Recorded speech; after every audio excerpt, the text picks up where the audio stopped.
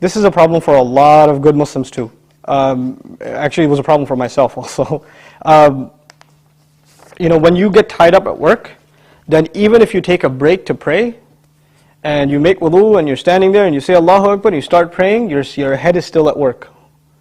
Right? If you're a programmer and you're writing code and you left it halfway and you started praying, you're finishing the line in your salah. Oh my God, I missed that slash. Right? I got to go back. So this is actually a very normal thing.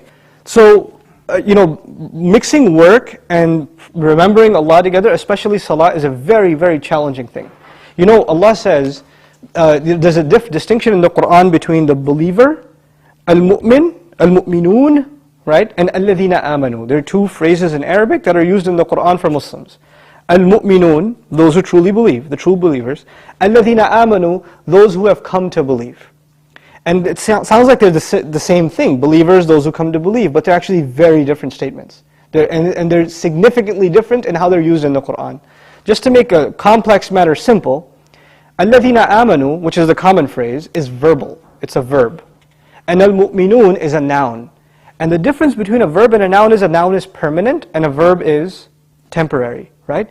When Allah says alladhina amanu, He's speaking of those who entered into Islam. They said La ilaha illallah Muhammadur Rasulullah and they entered into Islam. When He speaks about al-mu'minun, He's talking about a special breed of the Muslims who have firm conviction and they are actually the most mature, solid people of faith. Not every Muslim is like this. You have to earn that title. Now, why am I bringing that up in a question about remembering Allah or having a relationship with Allah? No matter what your business, what your job, what your career, whatever is, Allah installed an automated mechanism, a divine given mechanism, so no one, whether they live in a desert or they live in a jungle like New York City, or if they live out in the middle of the woods, doesn't matter where, they will remain connected with Allah through what? Salah, the prayer. Now but you can't just pray and think you're connected to Allah. You have to have this special secret ingredient in your prayer that will keep you connected to Allah. If you don't have this ingredient, your prayer might become shallow and empty. At least you're doing it, but it's missing something. Now what is that secret ingredient? Allah says, قَدْ أَفْلَحَ الْمُؤْمِنُونَ, the true believers have come to succeed. الَّذِينَ هُمْ فِي صَلَاتِهِمْ, and then the secret ingredient, خَاشِعُونَ.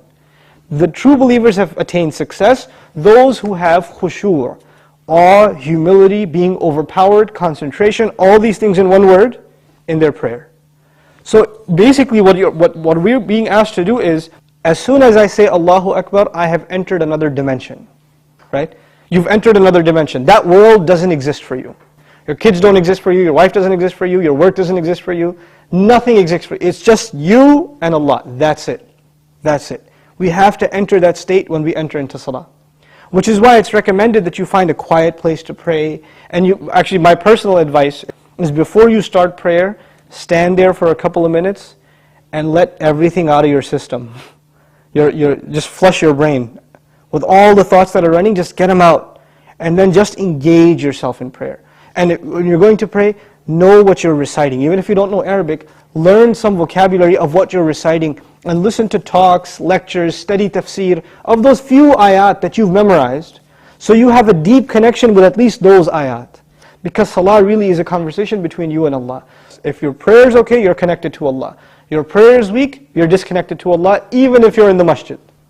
Even if you're in the masjid. If your prayer is distant, and you're not concentrating in your salah, and you're not overwhelmed in the salah, then you're still not connected to Allah. So it's not your work that's the problem. That's what my answer to the question, and Allah knows best. It's not work that's the problem, it's concentration in the prayer that's the problem.